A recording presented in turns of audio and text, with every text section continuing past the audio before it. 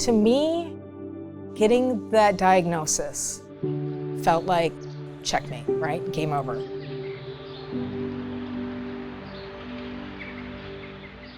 Prior to getting sick, I was already getting sick in busyness and living beyond my limits.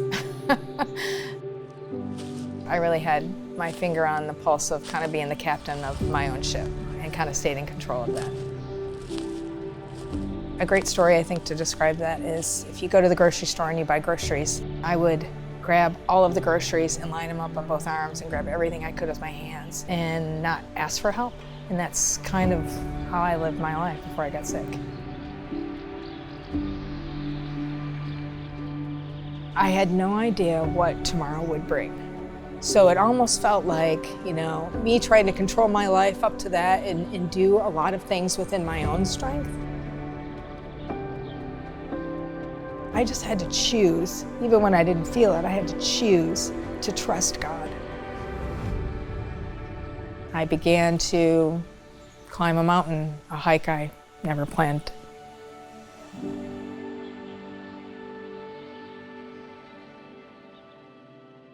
My wife, Melanie, she's a real energetic, strong, determined person. She was anticipating a backpacking trip to Colorado. And I remember her walking up the stairs from doing laundry and just going, I can't seem to catch my breath. And my wife is not a complainer, right? She's not wimpy at all. So if she's saying that, something's up. And we live at 400 feet of elevation. And I was about to be at 14,000 feet in about a month. And I thought to myself, I'm struggling to breathe. And if I can't breathe here, how am I going to breathe there?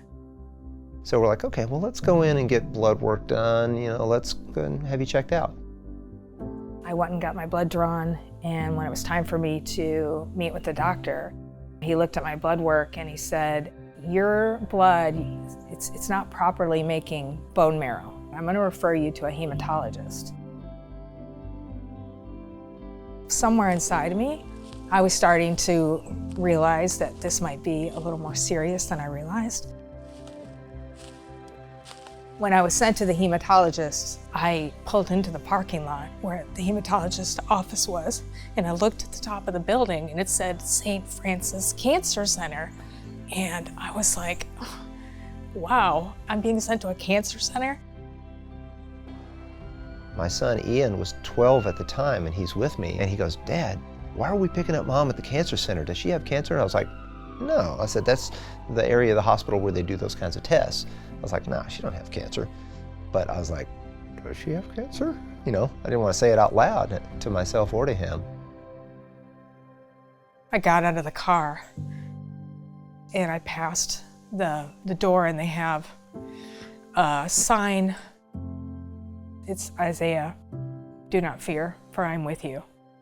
Do not be afraid, for I am your God. And I just was like, thank you, God. I needed that hug from God at that moment to take that elevator up.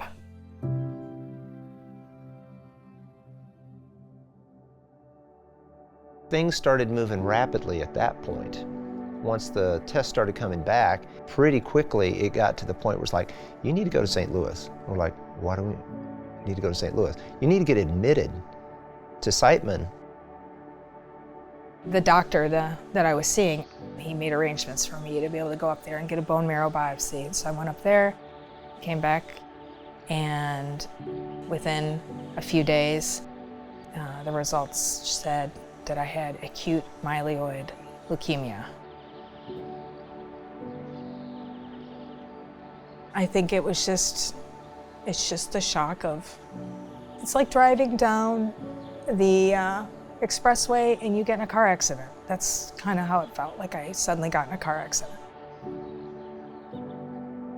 I remember going, I don't know what to do.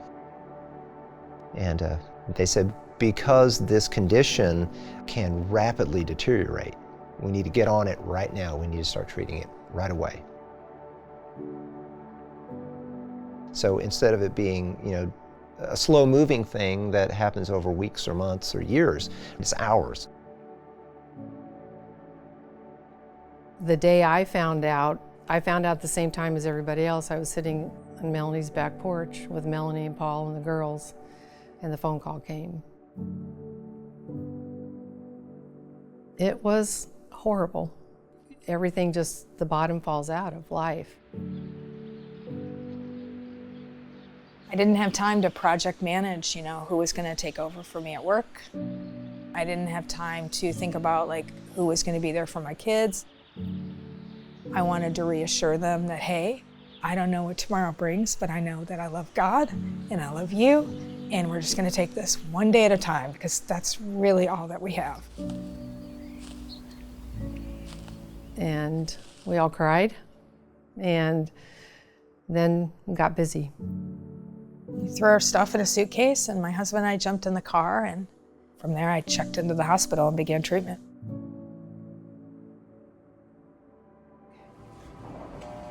Take one. We can do this as many times as we have to, people. So I'm just going to start down low, make sure that this goes clean. So AML was the big monster. Well, what does that mean? It means that your blood production is unhealthy, it's cancerous.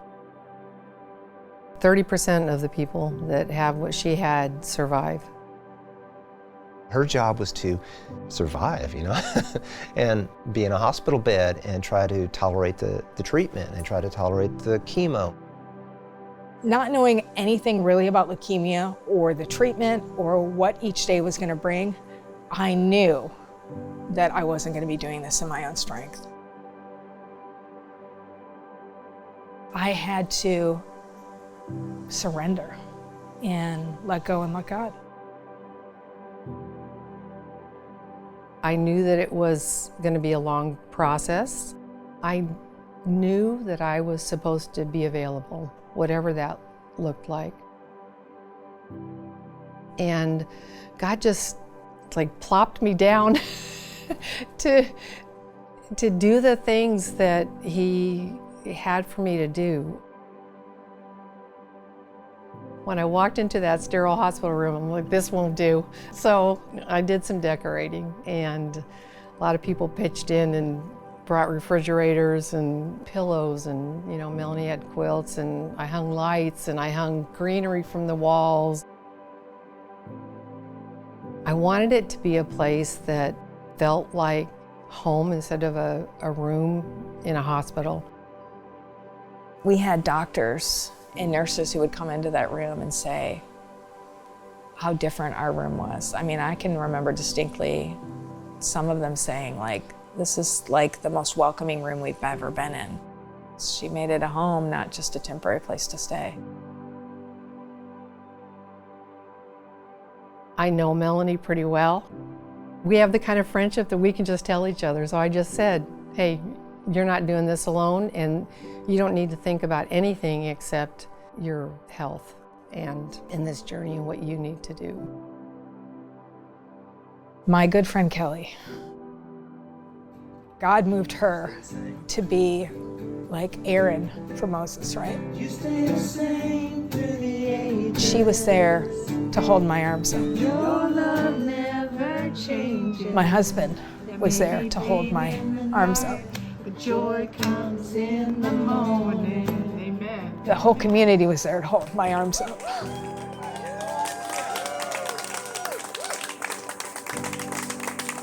People kind of came from all over, and they said, what do you need? We're here. It felt like a lot of people just laid aside whatever it was that they had going on and rallied around them. It's truly a remarkable thing. I've never experienced anything like that in my life. As hard as it is, and hard as that whole journey was, it was also really good. I mean, you're being physically obliterated, getting drilled into, getting poked, getting prodded, but you're also being wrapped in a kind of love that I had never had before in my life. We can't even thank all the people that helped us. None of these people did it for a thank you. None of them did it so they would be paid back. They all did it because that's just what they wanted to do. They love us and they want to help us. End of story.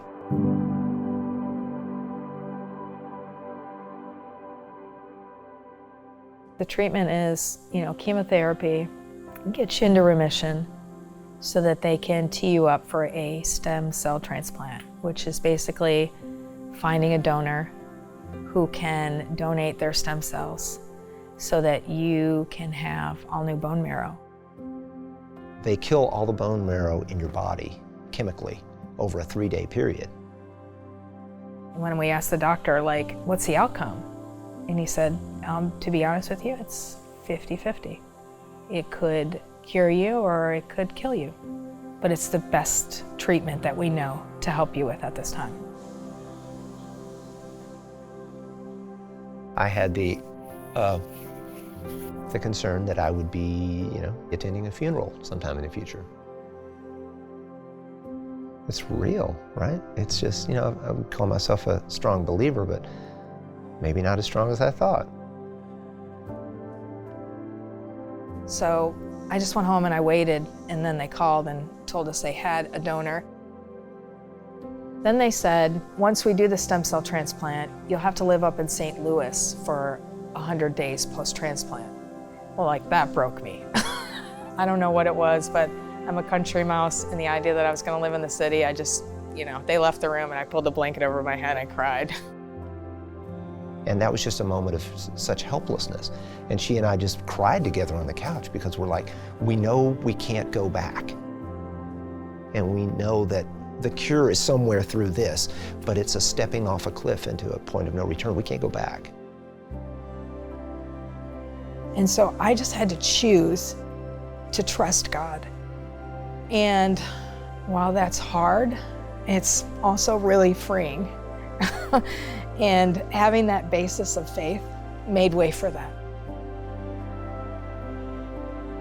Early on, you trust in it's not that bad. You trust in a good diagnosis.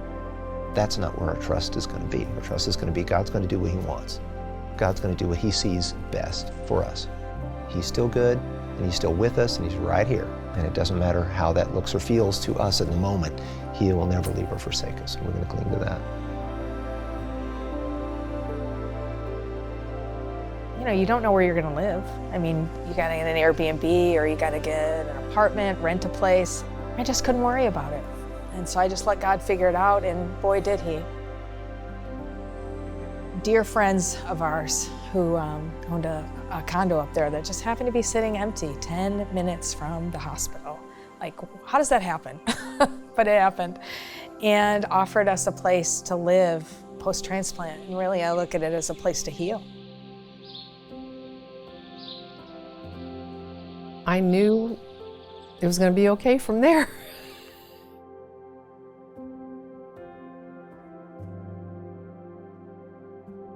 And what I thought was going to be really awful ended up being many good God moments in that journey. All right. You gonna ring the bell? Oh yeah. Yeah, you wanna?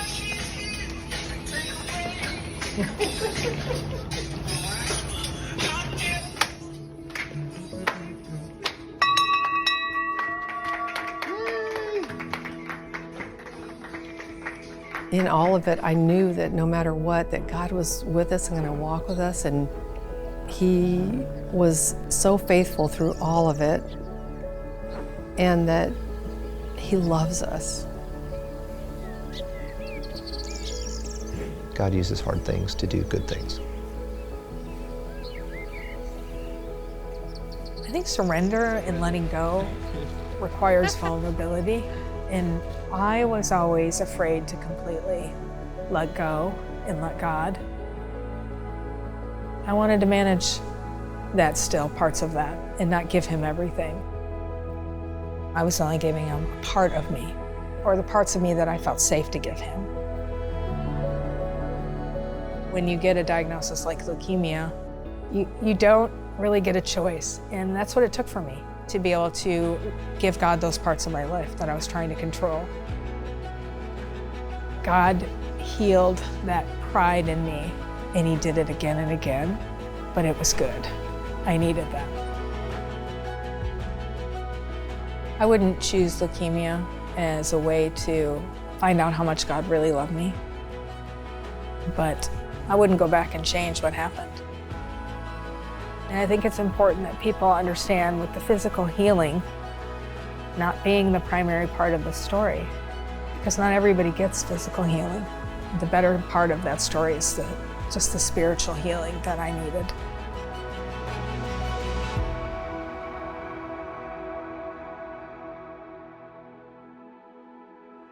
I remember when I was getting ready to leave the hospital, and one of the nurses came in and she looked at the wall and she saw all of the notes and the cards and everything, and she just kind of looked over at me and she's like, "You're really loved." And I was like, I really am. It's true, I really am. And I really needed to know that through this journey, and God gave me that. That's one of the things. I knew I loved God. I knew I loved God, but I really needed to know that He loved me back. And He gave me that.